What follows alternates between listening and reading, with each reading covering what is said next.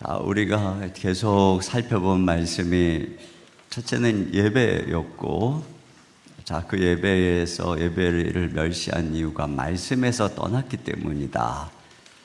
자, 이렇게 예배에서 떠나고 말씀에서 떠나면 이 삶에서도 불순종의 죄가 나타나는데, 그 첫 번째, 이제 구체적인 내용들이 나오기 시작하는데, 그 첫 번째가 바로 가정의 죄악입니다.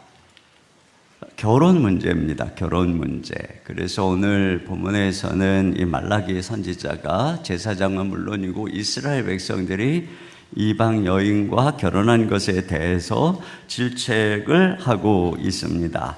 오늘 본문을 통해서 우리가 결혼에 대해 몇 가지 교훈을 생각해 볼 수 있는데요. 첫째는 결혼은 주의 나라 공동체의 일이다 하는 것입니다. 따라하세요. 결혼은 주의 나라 공동체의 일이다.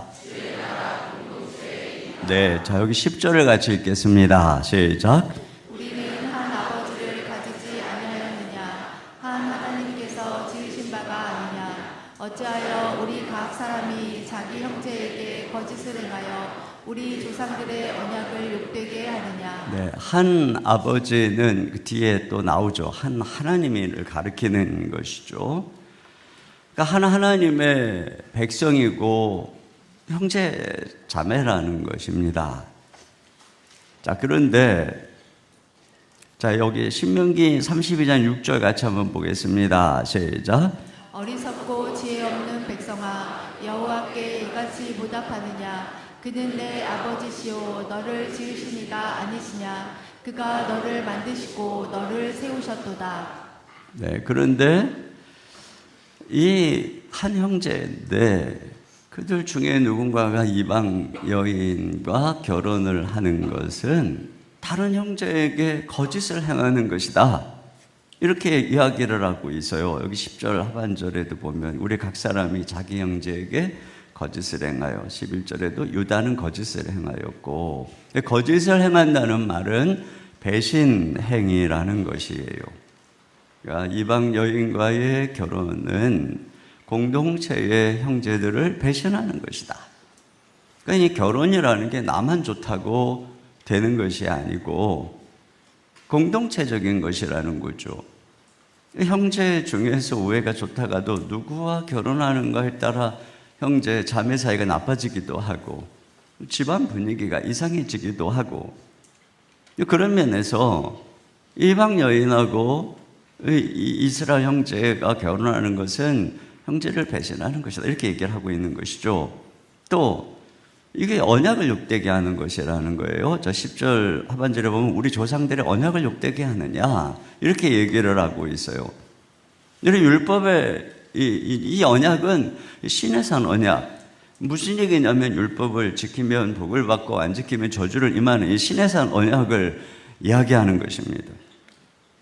율법을 지킬 때 그들이 하나님의 백성으로서 존재하고 은혜를 받고 나가도 들어가도 복을 받고, 반대로 율법을 어기면 하나님이 저주를 내리는 건데 그 언약의 규정을 보세요. 자 신명기 7장 3, 4절 다 같이요. 시작. 또 그들과 혼인하지도 말지니 내 딸을 그들의 아들에게 주지 말 것이요 그들의 딸도 내 며느리로 삼지 말 것은 그가 내 아들을 유혹하여 그가 여호와를 떠나고 다른 신들을 섬기게 하므로 여호와께서 너희에게 진노하사 갑자기 너희를 멸하실 것임이니라. 네, 실제로 이들이 이 언약을 어겼어요. 그래서 가나안 족속과 결혼을 하고 우상 숭배가 만연하게 되고 그 결과 다 바벨론 포로로 끌려갔다가 돌아온 거예요. 지금 귀환한 것이죠. 그러니까 그들은 이 부분에 대한 이 뼛속 깊이 배웠어요. 자, 그런데 또 다시 조금 세월이 지나니까 이들이 똑같이 율법을 어기고 이방 여인과 결혼을 하고 그렇게 함으로써 다시 공동체를 위태롭게 하고 있는 것이죠. 그러니까 이거는 지금 우리 공동체를 배신하는 행위다. 네가 우리 공동체를 위험으로 주고 몰아넣는 행위다. 이렇게 얘기를 하고 있는 것입니다. 자, 여러분 이거 꼭 기억해야 됩니다. 오늘날도 마찬가지죠.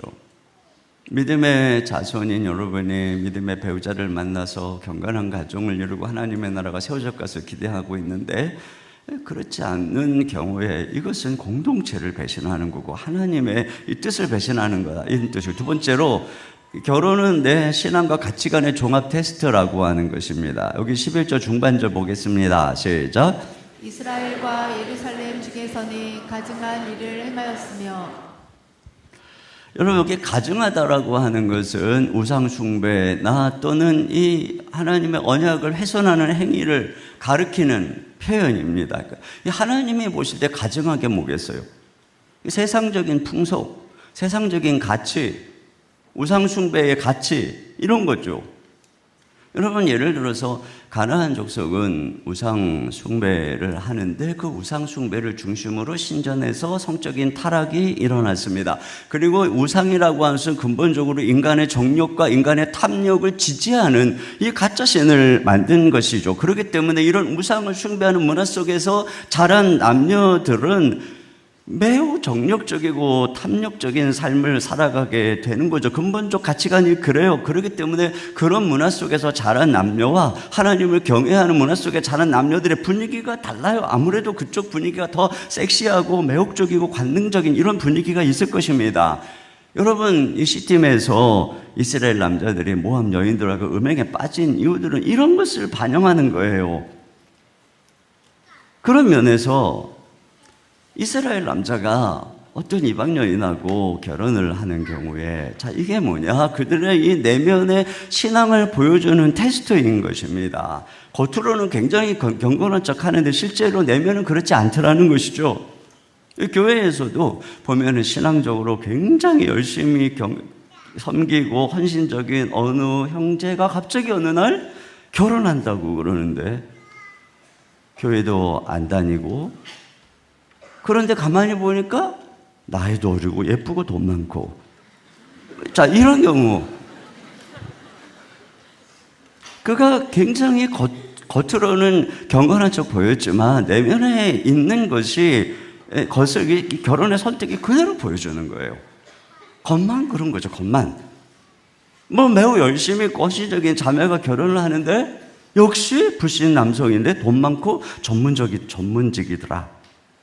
이게 바로 그 사람의 가치관을 그대로 보여주는 것입니다. 제가 청년 시절에 저를 지도하던 전도사님 한 분이 계셨는데 그 사모님이 너무 이쁘고 똑똑한 분이었어요. 전도사님은 내가 봤을 때 이렇게 잘생기지도 않았고 많이 배우지도 않았는데 참 전도사님 부인 축은 이쁘다. 제가 그 청년 시절에 그런 생각을 했던 분인데, 근데 문제는 뭐냐? 사모님이 매일 바가지를 긁어대는 거예요. 왜 돈을 못 벌어오냐, 못 살겠다, 당신이 나를 다른 여자처럼 대해주는 게 뭐냐, 나도 수영도 배우고 에어로빅도 하고 취미생활도 하고 친구들 만나면 떳떳하게 잘한 것이다. 제가 들은 얘기예요. 직접 그분에게 며칠씩 싸우고 밥도 안 해주고 어느 날은 교회에 왔는데 너무 처량해 보여서 그랬더니 식사도 못 하시고 와서 제가 20살 때입니다. 제가 그분에게 식사를 사드린 적이 있어요. 결국 이혼하셨어요. 왜 전도사님이 이런 여인하고 결혼을 해서 인생에 흠을 남길까? 결국은 이게 그분의 가치관이에요. 그분이 중요하다고 본 것입니다. 근데 이런 식의 결혼이라고 하는 것이 결국은 불신앙의 가치와 결혼하는 것이고, 또 더 나아가서 이 가증스럽다고 한 또 하나는 신앙 문제입니다. 자, 11절 하반절입니다. 시작. 유다는 여호와께서 사랑하시는 그 성결을 욕되게 하여 이방신의 딸과 결혼하였으니. 네, 여러분, 이방인하고 결혼했다는 말이 아니고 이방신의 딸하고 결혼했다는 거죠. 성경은 이방인 또는 외국인과의 결혼을 금지하는 것이 아닙니다. 룻도 그렇고 다말도 그렇고 다 외국인이에요. 그런데 신앙적으로 공동체 편입이 된 것입니다. 그런데 이방신을 가지고 그대로 들어올 수는 없어요. 신앙적으로 개종을 하지 않고는 들어올 수 없어요. 성경은 만약에 포로로 잡은 여인 중에 아리따운 여인이 있어서 마음에 들면 그 여인을 개종시키고 결혼을 해라, 이렇게 돼 있어요. 그러니까 중요한 게 믿음이라는 거죠. 여러분, 이 신앙이 왜 중요하냐면 제가 주일에 다른 세대를 얘기하면서 이 세대의 구분은 나이나 문화나 어떤 유행이 아니라 여호와를 아는가 모르는가라고 해서 여호와를 모르니까 다른 세대가 되는 거죠. 다른 민족과 같다는 것입니다. 그러니까 인종, 혈통, 지형보다 더 중요한 게 신앙인 거예요. 피부색이 다르고 국가가 달라도 하나님을 섬기는 신앙이 같으면 하나가 될 수 있어요. 그러나 피부색이 똑같고 같은 문화 속에 자랐어도 하나님을 아는 신앙이 없으면 다른 민족의 다른 세대가 되는 것입니다. 신앙이 다른 배우자와 살면 이 주일에 교회 가는 거, 선택에 있어 신앙의 가치, 자녀 교육 방식, 부모에 대한 태도, 여가 활동 모든 게 달라지는 것입니다. 더 나아가서는 그 배우에 있는 그 부모와의 신앙, 그 집안의 신앙과까지 다 연결되는 일인 거죠. 예를 들어서 무당신이 내린 여인하고 결혼을 한다고 생각해 보세요. 아무리 예뻐도 무당신이 내렸어요. 그러면 태어난 아이에게 늘 부적을 넣어주고 점을 보고 이상한 꿈을 꾸어서 해몽집을 펴놓고 오늘은 운이 좋겠네 나쁘겠네 막 이러면 이게 참 살기 어렵죠.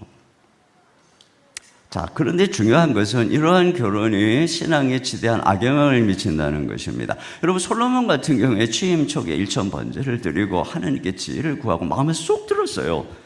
그런데 결국은 이 솔로몬이 나중에 마음이 하나님에서 떠납니다. 근데 그 이유가 뭐냐면 이방 여인과의 결혼이에요.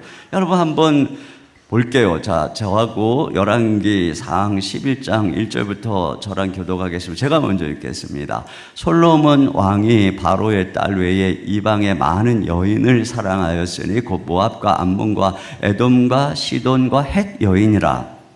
여호와께서 일찍이 이 여러 백성에 대하여 이스라엘 자손에게 말씀하시기를 너희는 그들과 서로 통혼하지 말며 그들도 너희와 서로 통혼하게 하지 말라. 그들이 반드시 너희의 마음을 돌려 그들의 신들을 따르게 하리라 하셨으나 솔로몬이 그들을 사랑하였더라. 왕은 후궁이 700명이요 첩이 300명이라 그의 여인들이 왕의 마음을 돌아서게 하였더라. 솔로몬의 나이가 많을 때 그의 여인들이 그의 마음을 돌려 다른 신들을 따르게 하였으므로 왕의 마음이 그의 아버지 다윗의 마음과 같지 아니하여 그의 하나님 여호와 앞에 온전하지 못하였으니 이는 시돈 사람의 여신 아스다롯을 따르고 암몬 사람의 가증한 밀곰을 따름이라. 자, 그래서 결국은 솔로몬의 마음이 어떻게 됐다고 하냐? 9절 다 같이요. 시작. 솔로몬이 마음을 돌려 이스라엘의 하나님 여호와를 떠남으로 여호와께서 그에게 진노하시니라. 네, 결국은 떠난 거예요. 그게 여러분 같이 사는 사람에게 영향을 받게 돼 있어요. 악영향을 받게 돼 있어요. 물론 같이 사는 사람에게 선한 영향을 끼쳐서 전도하면 좋겠죠. 그런데 결국은 이와 같은 신앙에 큰 지장을, 그래서 신앙생활 잘하던 형제가 믿지 않는 자매를 만나서 아예 그냥 교회를 떠나는 경우들이 많이 있습니다. 세 번째로 가정은 신앙 전수와 사명의 전초기지라는 것입니다. 자, 여기 12절 다 같이 보겠습니다. 시작. 이 일을 행하는 사람에게 속한 자는 깨는 자나 응답하는 자는 물론이요 만군의 여호와께 제사를 드리는 자도 여호와께서 야곱의 장막 가운데에서 끊어 버리시리라. 여러분, 깨는 자나 응답하는 자나라고 하는 말은 유목민들의 관용어입니다. 그러니까 이동을 하니까 누군가가 깨어 있는 동안에 누군가는 깨어 이제 응답하는 자가 있어요. 그러니까 무슨 얘기냐면 깨우니까 응답을 하는 거죠. 그러니까 자는 자가 있고 깨어 있는 자, 이거 누구나 다라는 거예요. 누구나 다. 여호와께 제사를 드리는 자도 또 그러니까 제사장까지 포함하는 것이죠. 이방 여인하고 결혼을 하면은 야곱의 장막 가운데서 끊어버리겠다. 다 쫓아버리겠다. 여러분, 이것은 실제적으로 그들 안에 하나님의 백성에게서 끊쳐져가는 종양을 잘라내는 수술과 같은 거예요.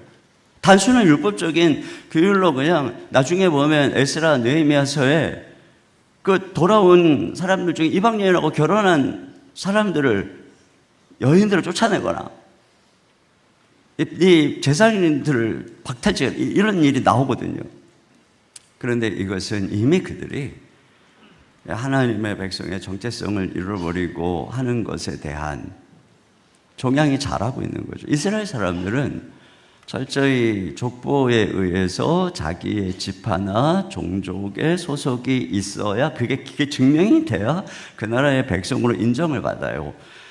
그러니까 민수기에 보면 군사를 계수할 때, 자, 민수기 1장 2절 다 같이요. 시작. 너희는 이스라엘 자손의 모든 회 중 각 남자의 수를 그들의 종족과 조상의 가문에 따라 그 명수대로 계수할지니. 네. 가나안 땅에 들어가서도 이런 계수할 뿐 아니라 들어가서도 땅을 나눌 때에 다 지파와 종족과 가문을 따라서 배분을 합니다. 그리고 그것을 조상 때부터 후손의 때까지 다 간수해야 돼요. 누군가 빚을 져서 팔면 친족 중에 고엘이라는 제도를 통해서 다시 돌려놓고 신년이 되면 다 다시 원위치로 돌려놔야 됩니다. 예를 들어 슬로 부하스의 딸들이 유산을 받죠. 그런데 조건이 뭐냐?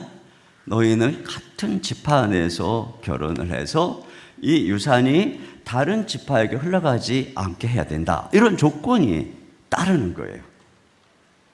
철저히 지파, 종족, 가문의 계보를 중시하고 그렇게 하는 이유는 뭐냐? 그렇게 해서 이 구약시대니까 이 영적인 의미가 그거죠. 신앙의 순수성을 유지하고 백성의 정체성을 지켜나가는 것입니다. 결혼을 통해서 그걸 지켜나간 거예요. 결혼을 통해서. 결혼 제도라고 하는 걸 철저히 이렇게 규정을 두고. 자, 그런데 느헤미야서에 보면 이런 말이 나와요. 느헤미야서. 자, 이 이제 귀환한 사람들에 대한 얘기인 건데요. 자, 13장 23, 4절입니다. 시작. 그때 내가 또 본즉 유다 사람이 아스돗과 암몬과 모압 여인을 맞아 아내로 삼았는데 그들의 자녀가 아스돗 방언을 절반쯤은 하여도 유다 방언은 못하니 그 하는 말이 각 족속의 방언이므로. 네. 그래서 지금 느헤미야가 그 부모들의 수염을 뜯고 막 때리고 하는 그런 내용이 나옵니다. 자녀를 이렇게 이방 여인하고 결혼을 하니까 언어가 안 되는 거예요. 그 율법 교육도 안 되고 신앙 교육도 안 되고 공동체의 일원으로서 정체성을 이어가기가 어려운 것이죠. 결국은 이런저런 이유로 자기 아버지, 이게 전통적으로 내려오는 자기 아버지 집안을 증명하고 등록하고 권리 행사를 하고 다시 그 유업을 되찾고 하는 이런 일들이 흔들릴 수가 있는 거예요. 더군다나 제사장이나 레위 계보 같은 경우는 유지가 불가능한 것이죠. 그래서 바벨론 포로 1차 귀환이 70년에 했지만 이 3차 귀환은 거의 170년 만에 돌아온 사람들입니다. 그럼 무슨 일이 생겼느냐? 족보 확인이 어려운 거예요. 특별히 제사장들 같은 경우에. 자기들이 레위인이고 제사장 출신이다라고 하는데 족보 확인이 안 되는 거예요. 에스라 2장 59절과 62절을 같이 보겠습니다. 시작.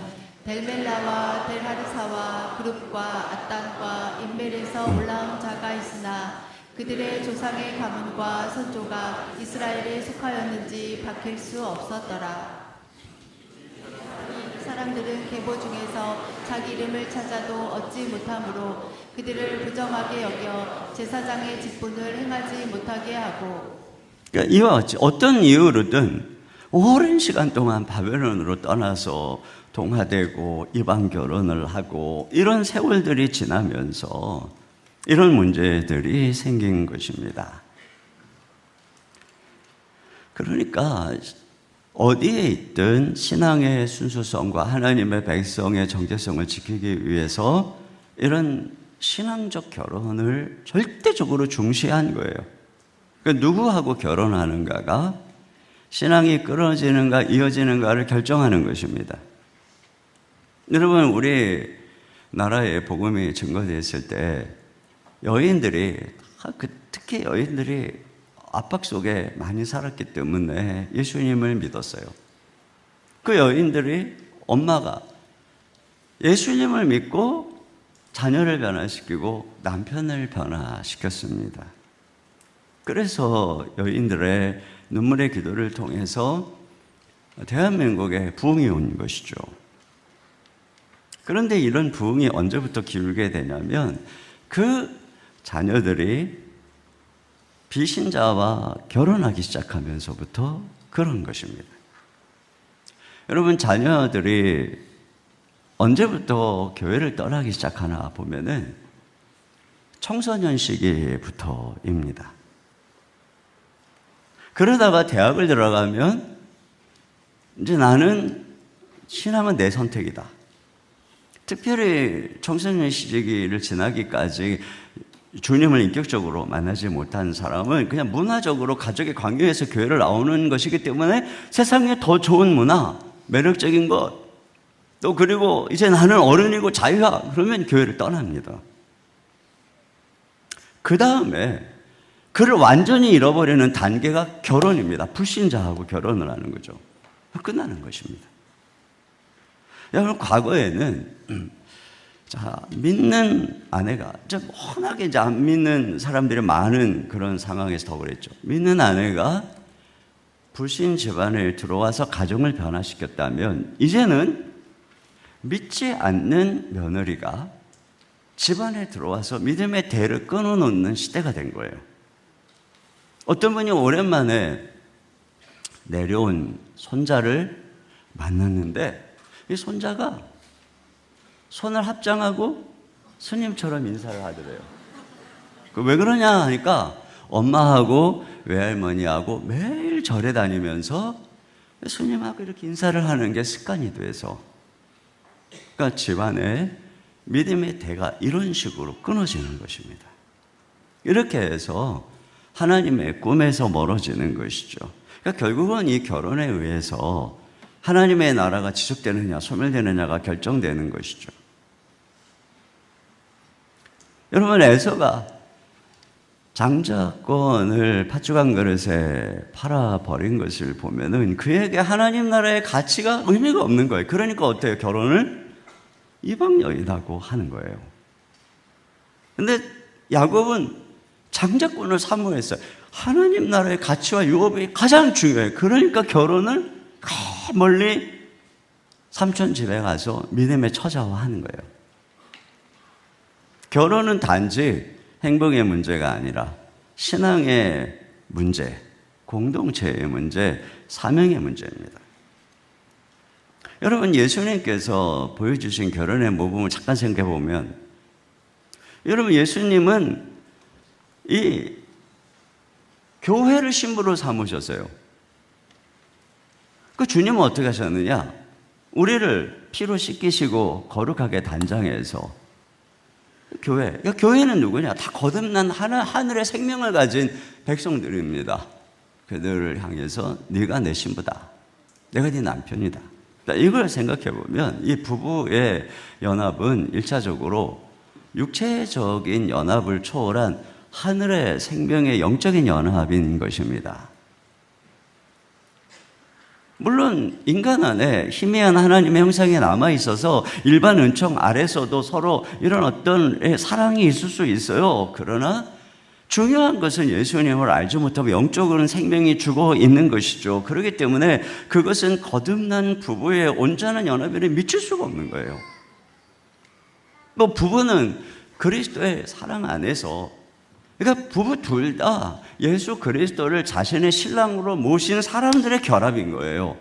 그래서 그분으로부터 각자가 사랑을 끊임없이 공급받기에 서로 사랑할 수가 있는 것입니다. 그러니까 이 부부의 로맨스의 원천이 그리스도가 되는 거예요. 남녀의 처음에 눈이 맞고 좋아하는 로맨스는 살다 보면 오래 가지 못하는 것입니다. 그러니까 맨날 둘만 서로 바라보다 보면 질려가지고 이게 서로 오래 못 갑니다. 그래서 둘이 같이 바라보는 그분 안에서 이 부부의 로맨스는 계속될 수 있는 것이에요. 그런데 상대가 전혀 그리스도를 바라볼 줄 모르고 그리스도 안에서 아름다움과 고상한 것으로부터 채워지지 않는 그런 사람이라면 매일 세상 것 바라보고 나에게 요구하고 그런 가치를 따라가고 그렇게 되면은 어떻게 되겠어요? 또 결혼은 이 부부가 거룩한 백성으로 빚어져 가는 과정이고 사명을 완수하는 초석인 것입니다. 그러니까 함께 결혼을 해서 둘이 서로 같이 믿음 안에 빚어져 가고 같이 주의 선한 사역을 하고 그리고 이 자녀를 경건하게 양육하고 신앙을 전수하고 이런 일들을 하는 거예요. 이 가정을 통해서. 그런데 자녀를 신앙으로 양육하고 싶어도 이 부부가 서로 뜻이 맞지 않는데 어떻게 신앙으로 양육을 하겠어요? 아내는 이 자녀를 데리고 교회를 가고 싶은데 남편은 교회 데려가지 마! 이러면 못 데리고 가는 거고 그러면 자녀들은 아빠가 가지 말라 그랬어! 그리고 안 가고 이런 일이 생기는 거예요. 여러분 제가 예수님을 믿고 신학교도 가고 그랬음에도 불구하고 저는 결혼 전에는 믿지 않는 부친과 함께 살았기 때문에 늘 제약이 많았고 마음껏 이 주를 위해 살기가 어려웠습니다. 근데 제 인생이 온전히 하나님의 나라를 향해서 방향을 정조준하고 항해를 시작한 것은 아내와의 결혼 이후입니다. 아내와 한마음으로 경건한 가정을 이루니까 가정이 사역의 베이스 캠프가 되고 아이들도 믿음으로 양육하니까 장성한 자녀들은 저의 믿음의 동역자가 되고 그러니까 이 그리스도께서 보여주신 가정의 원형을 이루고자 한다면 반드시 배우자가 그리스도인이어야 되는 거죠. 거듭난 신자여야 그래야만 이런 아름다운 이상에 도달할 수 있는 거예요.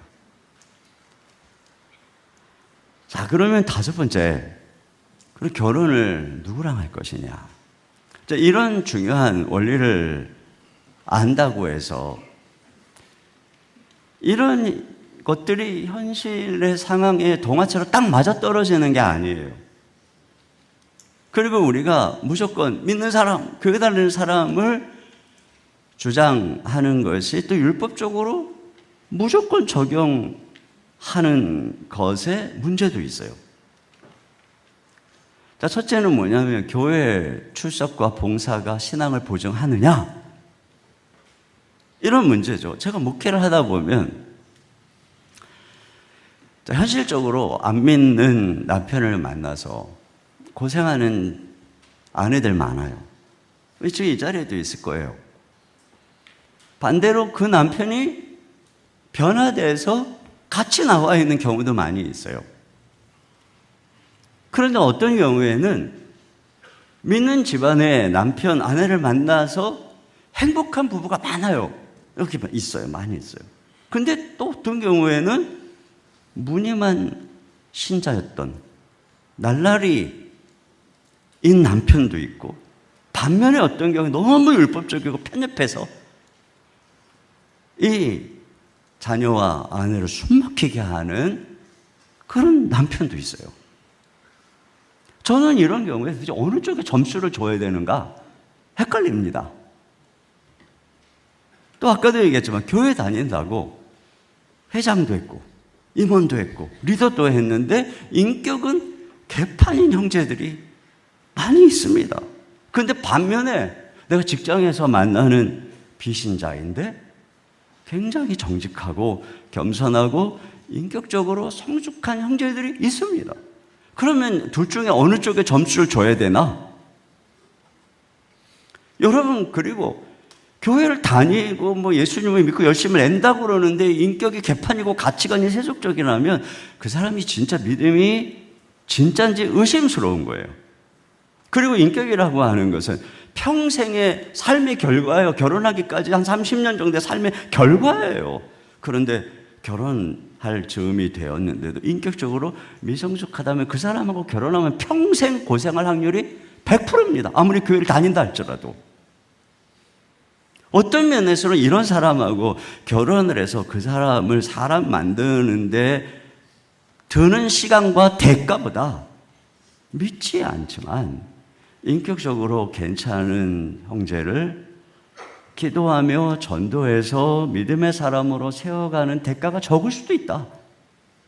결과가 더 좋을 수도 있다. 자, 이런 현실적인 문제도 있어요. 또, 자, 교회는 믿는 형제의 숫자가 현저히 적은 현실을 외면하지 않는가?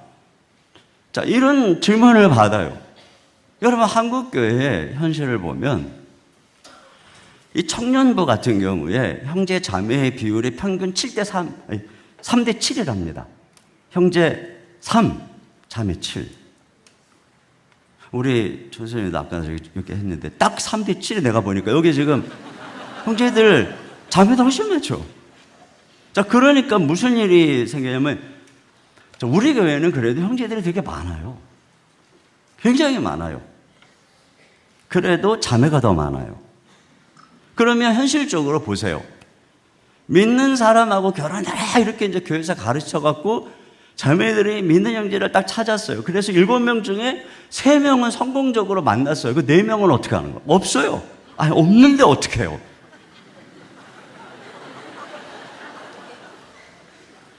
여러분, 이 말은 뭐와 같은 거냐면은 그 많은 수험생들에게 너네 다 인서울 해라. 또 지방은 갈 거 없이 못해 다 인서울 해라. 거기만 이제 대학이다. 이렇게 가르치면 아니, 인서울 대학이 딱 선정돼 있고 애들은 많은데 그러니까 재수 삼수생이 막 쌓이는 것처럼 너네 다 믿는 사람은 결혼하라. 그러니까 자매들이 다 결혼하라고 나이가 많은 자매들이 이게 구조적으로 그런 거예요. 구조적으로. 이걸 어떻게 해야 되냐는 거예요, 이걸. 자, 그런 면에서 생각해야 될 건 이런 문제예요. 불신 결혼의 문제는 1차적으로 형제들에게 더 큰 책임이 있다는 거예요. 이 문제의 발단은 뭐냐? 형제들에게 있는 거예요, 형제들에게. 대한민국의 남녀 비율이 똑같아요. 그리고 믿음의 집안에 그렇다면은 남녀도 비슷하다는 거, 아들, 딸. 근데 이렇게 딸들은 다 나와갖고 이렇게 믿음 생활 잘하는데 형제들은 어디 갔는지 모르겠어요. 이게 왜 형제들에게 문제가 있는 거예요? 이건 물론 교회에도 책임이 있어요. 이게 왜냐하면 교회가 그만큼 여성 중심적이고 상당히 이성적이며 현실적인 남성들에게 경쟁력이 없다는 거죠. 만약에 이게 청소년부의 현실이라면 지금 청소년부가 이 시대의 형제들에게 인기가 없는 거예요. 경쟁력이 없는 거예요. 여러분, 우리 교회가 올해 초에 남녀 비율을 조사했는데 45대 55%입니다. 엄청나죠? 그럼 왜 우리 교회는 이렇게 남성들에게 더 많은, 다른 교회보다 더 많은 퍼센티지로 오는 걸까? 남성들이 그만큼 논리적이고 지성적이고 합리적이고 또 우리가 개척 초기부터 남성을 돕는 교회가 돼서 어떻게든 남성을 하려고 제가 남성들에게 시간에 맞춰가지고 주일날에 1부, 2부, 3부, 4부 예배 드리고 나서 사역반 남자들하고 하려고 사역반하고 끝나고 또 제자반하고 그리고서 집에 들어가면 밤 11시 이러다 내가 순교하는 거 아닌가. 제가 이렇게 지난 세월을 보냈습니다. 남자들 하려고. 대부분의 교회가 어때요? 남자들 다 직장에 가서 일하는 동안에 교회 다 목사님들 출근해가지고 일하다가 남자들이 퇴근해서 교회 시간에 다 불 끄고 문 닫고 퇴근합니다. 근본 자체가 여자들하고만 목회하겠다고 작심을 한 거예요. 그거 남자들이 다 없죠. 남자들이 진짜 전도하고 싶으면 다 이 세상에 근무 시간이 이러고 저렇고 우리 사명을 가진 목사들이 밤에 나와서 우리도 지금 새벽에 이렇게 하는 거예요. 이렇게 새벽에. 네? 여자들끼리 시간 많은 사람 이렇게 하면 얼마나 우리도 편합니까? 근데 이런 식으로 교회가 편하고 우리 이렇게 착하고 예쁘고 말 잘 듣는 참에 이렇게만 잘하고 좀 사춘기 형제 애들 이렇게 말 안 듣고 그러면 말이죠. 얘네들 뭐 굉장히 그걸 포용할 능력도 없고 우리 중등부 어디 가서 중등부, 고등부 교육자들 잘 들어야 돼요. 당장 가가지고 이 성비 찾아보면은, 야, 내가 지금 이 목회를 하는 게 이 형제들에게 전혀 경쟁력이 없구나. 이 시대에 어쨌든 형제들에게 경쟁력이 없다는 건 지금 구조적으로 형제들이 다 직장에서나 사회적으로 이 역할을 하고 있는데, 그러면 그 목회는 사회적으로 경쟁력이 없다는 거예요. 그러니까 이런 현실을 만들어 놓은 거죠, 우리가. 그리고서는 자매들한테 믿는 사람과 결혼하라, 믿는 형제를 만들어 놓거나 그런 말을 해야죠. 예? 우리 청년부도 마찬가지예요. 청년부, 예, 1청년부, 2청년부 목사 어떻게 하고 있는지 모르겠어요. 맨날 말 잘 듣는 자매들하고 뭐 이런 형제들은 왠지 막 그러고. 정신 똑바로 차려야 돼요.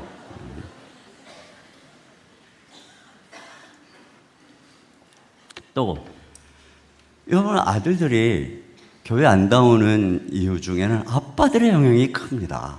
아빠가 안 나가는데 나도 안 나갈 거야. 그 아빠들의 책임, 그 아빠들의 신앙, 이게 아들들에게, 딸들은 엄마를 통해서 배우니까, 그 딸들이 많다는 건 엄마들이 신앙생활 잘한다는 거고, 아빠들이 지금 현찮다는 거예요.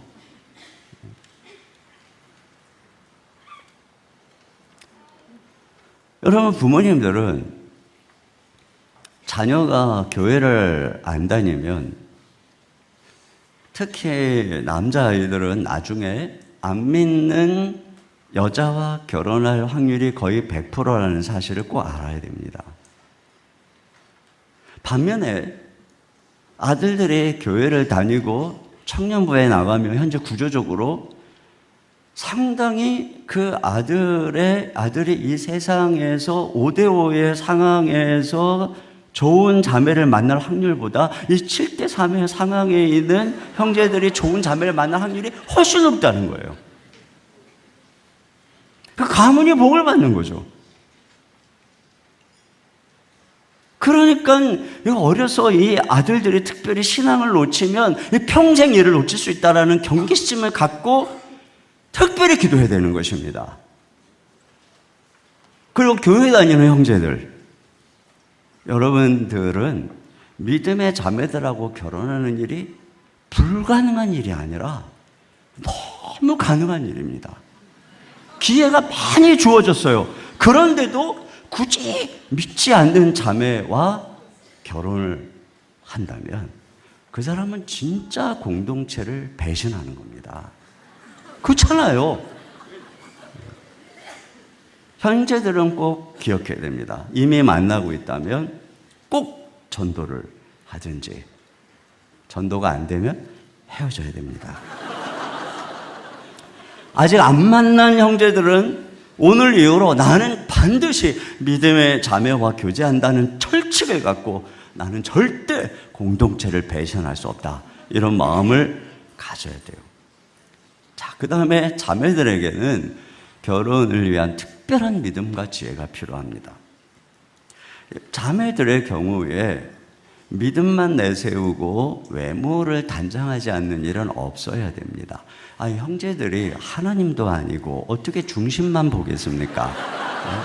여러분, 결혼은 이웃 사랑의 구제 행위가 아니에요. 내 평생의 배우자를 만나는 일입니다.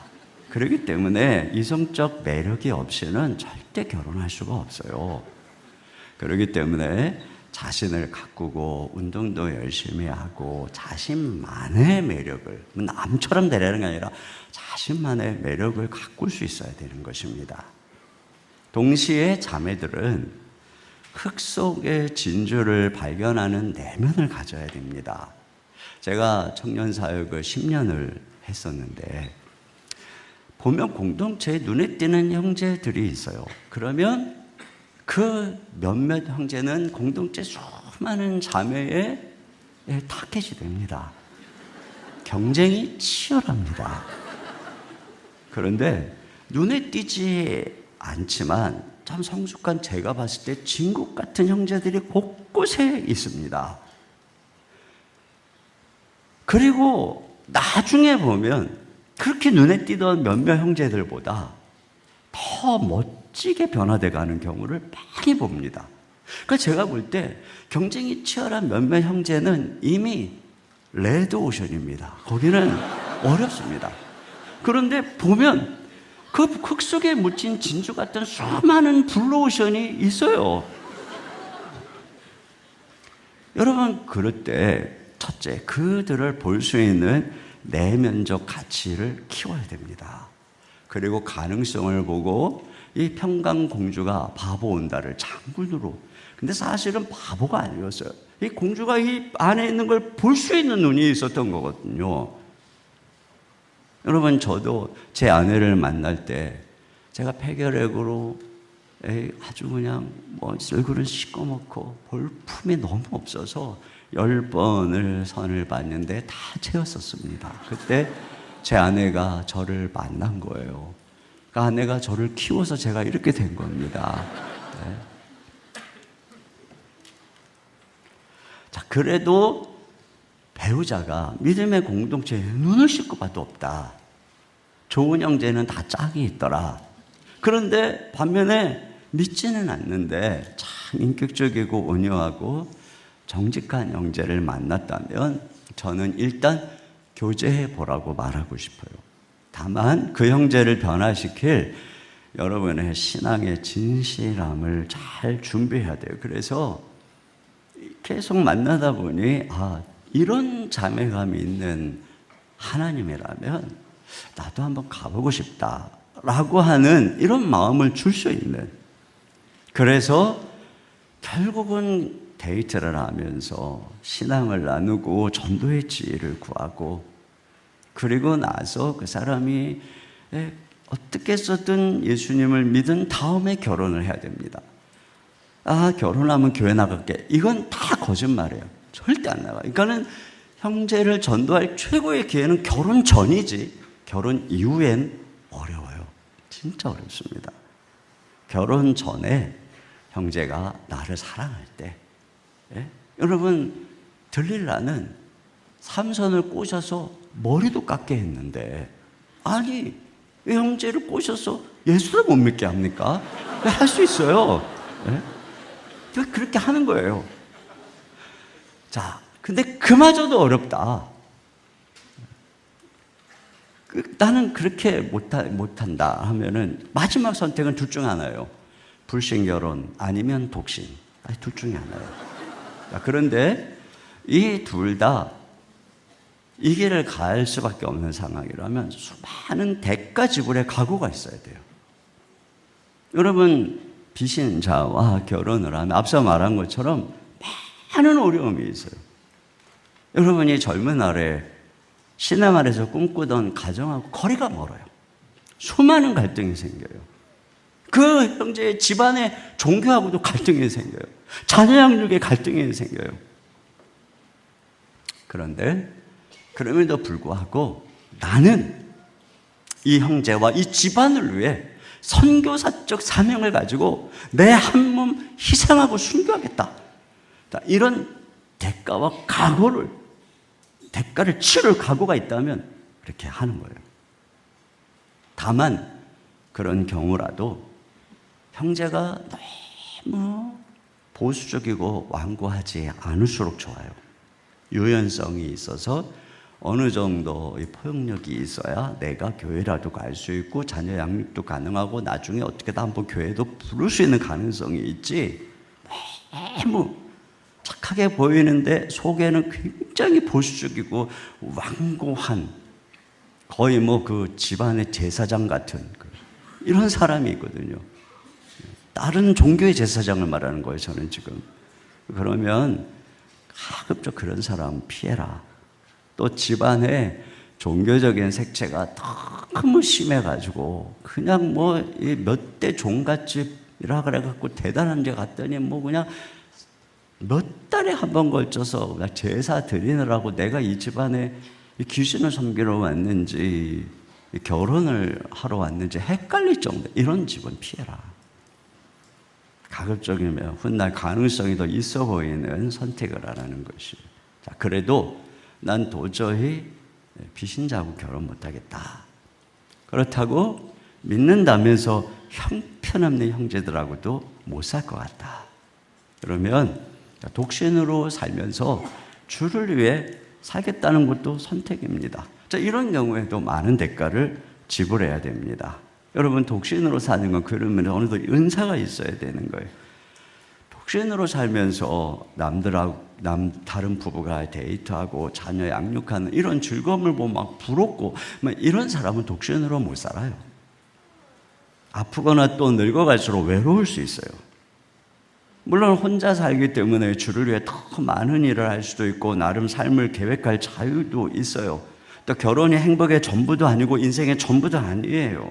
그러나 이 길에도 많은 대가가 따르는 선택이라는 것입니다. 제가 이 자매들에게 이렇게 여러 가지 케이스를 얘기하는 건 지금 이 현실이 3대 7이니까 이런 얘기를 안 한다면 제가 얼마나 무책임한가는 생각이 들더라고요. 그냥 믿는 사람만 결혼해. 난 여기 지금 우리 여기 있는 아이들, 우리 딸들의 부모님은요, 이 현실을 보고 걱정해야 돼요. 얘들이 누구랑 결혼하지? 형제들이 몇 없잖아요, 지금. 이게 현실이에요, 이게 현실이에요. 그러니까 딸 가진 부모들은 이 믿음의 형제랑 결혼하는 걸 위해서 지금부터 기도 엄청 하고, 그리고 이걸 위해서 이 형제들 전도 열심히 해야 되고, 그래서 우리가 남성을 전도하고 돕고 이런 교회가 돼야 돼. 이게 지금 우리 다음 세대를 살리는 일이에요. 남편들만 교회를 나와도 아들들이 나옵니다. 벌써. 근데 애들은요, 10살만 넘어도 아빠가 안 나가잖아요. 나도 안 나갈래. 아빠랑 집에서 테레비 볼 거야. 그리고 아빠랑 똑같이 소파에 앉아가지고 발 꼬고 앉아가지고 가져갔다 와. 말 안 들어요. 근데 아빠가 딱 가죠. 다 따라옵니다. 그러니까 중요한 거예요. 여러분, 오늘 성경을 통해서 중요한 원칙을 배웠어요. 결혼의 이유와 목적, 그리고 가정의 전략적 중요성과 가치, 이것을 마음에 깊이 간직하고 이 현실 속에서 어떻게 믿음의 가정을 세워갈 것인가 우리가 고민해야 합니다. 오늘 이 자리에 있는 형제 자매들 모두 믿음 안에서 아름다운 가정 이루시기를 축복합니다. 그리고 이 자리에 있는 우리 청소년들과 어린 친구들은 모두 다 믿음의 사람하고 결혼하겠다는 확고한 결심으로 지금부터 기도하기를 바랍니다. 그리고 부모님들은 믿음의 결혼이 얼마나 중요한 건지를 인식하고 자녀들을 잘 교육하고 나가기를 또 간절히 기도할 수 있기를 권면합니다. 자, 우리 이 시간 자리에서 일어나서 우리 행복한 가정, 우리 이런 가정이 우리 가정, 또 우리 자녀들의 가정이 되기 원합니다 하는 마음을 가지고 우리 찬양 같이 드리도록 하겠습니다.